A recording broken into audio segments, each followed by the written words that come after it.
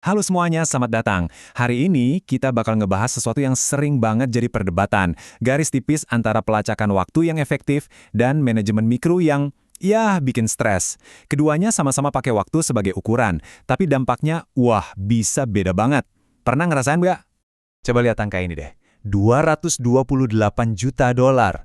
Menurut riset dari McKinsey, ini loh kerugian minimal setiap tahunnya buat perusahaan skala menengah cuma gara-gara karyawannya nggak semangat kerja. Gila kan? Angka ini nunjukin betapa pentingnya topik kita hari ini. Kita tuh sekarang ini terjebak dalam apa yang disebut paradoks perencanaan. Penelitian nunjukin kalau karyawan itu rata-rata keganggu setiap 3 menit, bayangin. Nah, kondisi inilah yang bikin alat-alat pengukur produktivitas kelihatan menarik banget buat perusahaan.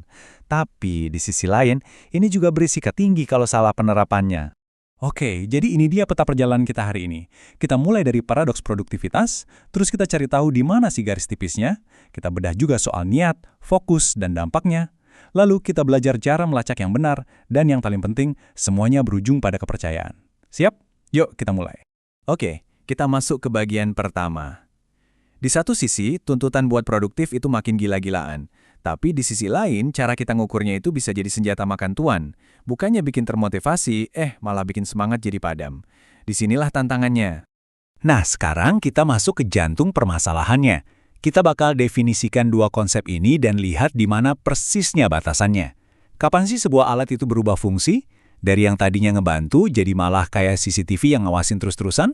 Kita mulai dari pelacakan waktu dulu ya. Kalau dilakukan dengan benar, ini tuh alat buat belajar dan jadi lebih baik. Misalnya nih, dari data kelihatan kalau tim lebih produktif pagi-pagi. Ya udah, artinya kita bisa jadwalin rapat penting di sore hari, biar nggak ganggu.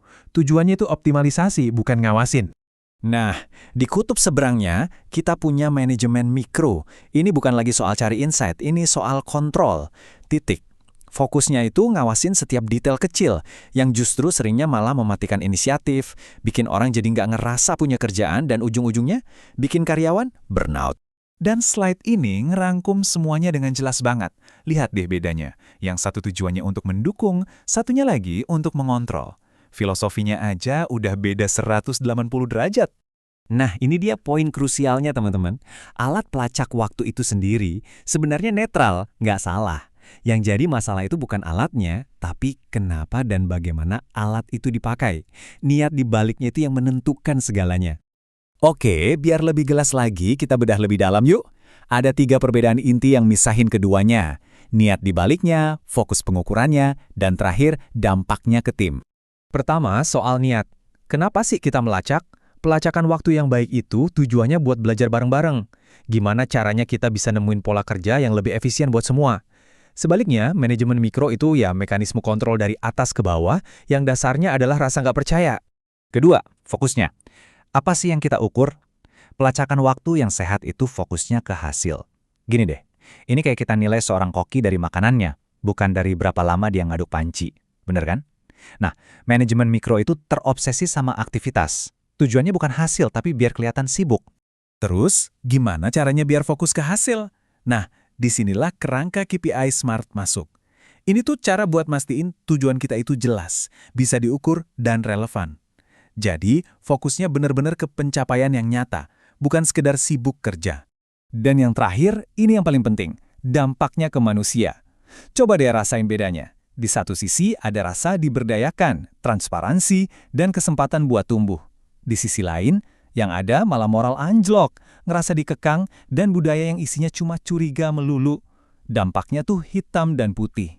Oke, kita udah tahu bedanya apa. Sekarang pertanyaannya, gimana cara ngelakuinnya dengan benar? Yuk, kita pindah dari teori ke panduan praktis buat para pemimpin di luar sana. Coba lihat alur ini. Ada 5 langkah buat membangun sistem yang sehat. 1. Jujur soal tujuannya. 2. Fokus ke hasil. 3. Kasih otonomi. Ini penting banget. 4. Pakai data buat merayakan keberhasilan, bukan buat nyari-nyari kesalahan. Dan yang terakhir, selalu evaluasi dan sesuaikan. Ini adalah resep praktis buat ngebangun kepercayaan. Pada akhirnya, mau kita putar-putar dimanapun, semua ini akan kembali ke satu kata, kepercayaan. Ini bukan soal alat canggih, tapi soal budaya di baliknya. Itulah metrik yang sebenarnya jadi penentu.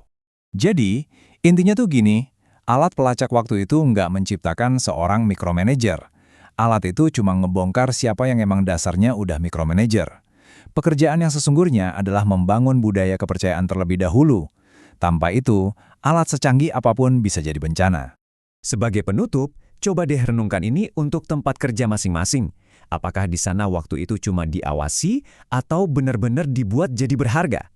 Jawabannya ada di budaya kerja Anda.